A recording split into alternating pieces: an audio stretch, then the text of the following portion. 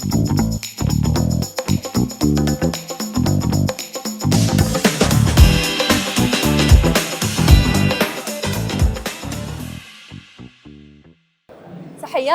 في هذه الحلقة. And now I'm interviewing Mr. Michael Bيترز, chairman of Yورونيوز. Hello. Hello.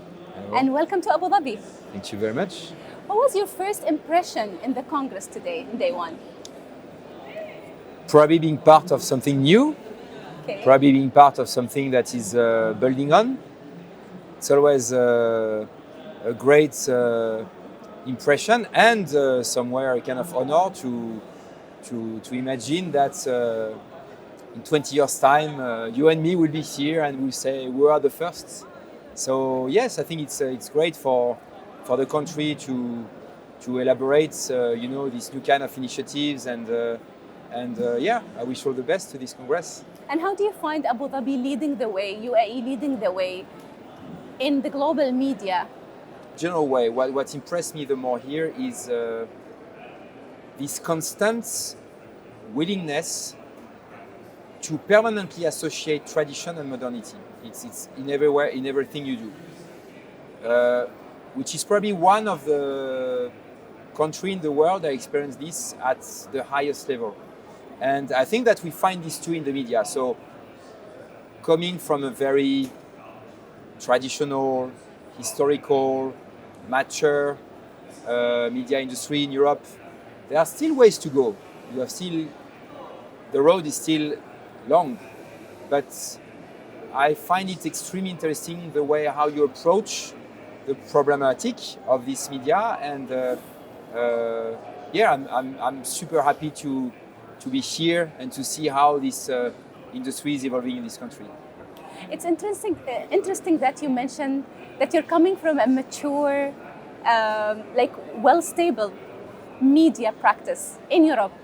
But now they are talking about the differences between old traditional media and the new media, and they're kind of separating both. So do you see that? Do you see it is it right to separate both? Is it a new era without the classical media? Are we talking about the death of the classical media and TV? No, never. TV will never die. TV will never die.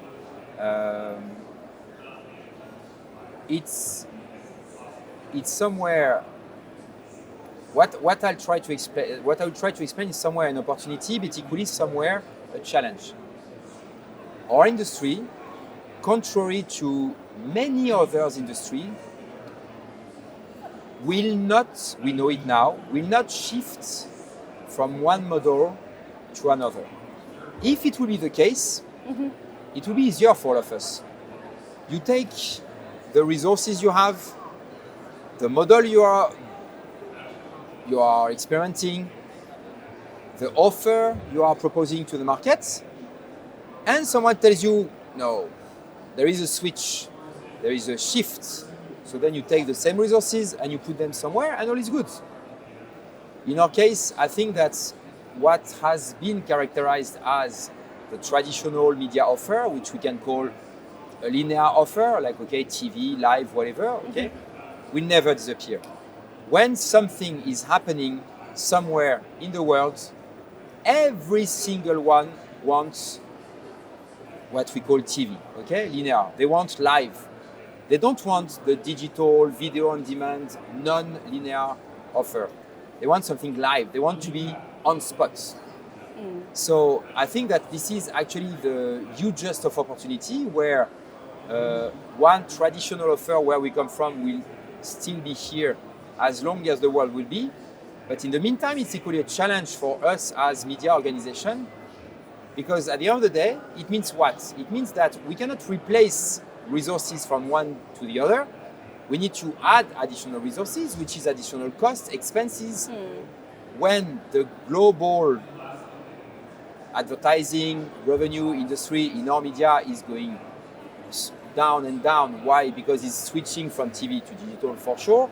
And we know that in digital we have two big pieces of the cake who are taken by Google and Meta, and which makes a bit less for us. So we have a real economic challenge. Especially with the blurred boundaries now also. and people are confusing between what's real and what's fake. So how can media outlets, media organizations deal with for example, the fact that there is deep fake news approach also? So fake news is just a problem of time. It's just a problem of attention. It's quite easy to, when you are a very expert and a reputed media organization, to debunk, to find with your real journalism tools, to find where the fake news are. We know how to do it, but we don't know how to do it systematically, which is still a challenge. But my personal point of view here is that it goes far beyond fake news. I think the main problem now that we have, which is in percentage much bigger than fake news, is what I call the bubble of opinions. I think that the social networks have done something very deep inside the society and inside the way of consuming media in a general way, is that through the way of they have built, the way of the algorithm work for them, they have created bubbles of opinions where you go, where you contemplate yourself, which is extremely comfortable for us as human beings to go in a bubble and to say, I share my views with people who share the same views, and the more the bubble big is, the more I'm convinced that my views is the right one. My last question is, what is the most ethical challenges we're facing right now With media? with media? AI, AI. machine learning. Because we don't understand it yet, or No. because there are a lot of bias there? Both. Both. Okay. Whether because we don't understand it yet, Uh-huh. whether because they are biased. And when you look at media organization in a global term, who understand it well, look at the results. Are you happy when you speak with your family, your partner, about something you would like to do, going to a city, buying a house, buying a phone, whatever? And that's when you take your phone the day after, you find the advertising of what you spoke with your partner in the social media you're consuming. And actually, this is one of the future transformation in media now, Exactly. because it's going to be applied as well Exactly. for us as media consumers. Exactly. So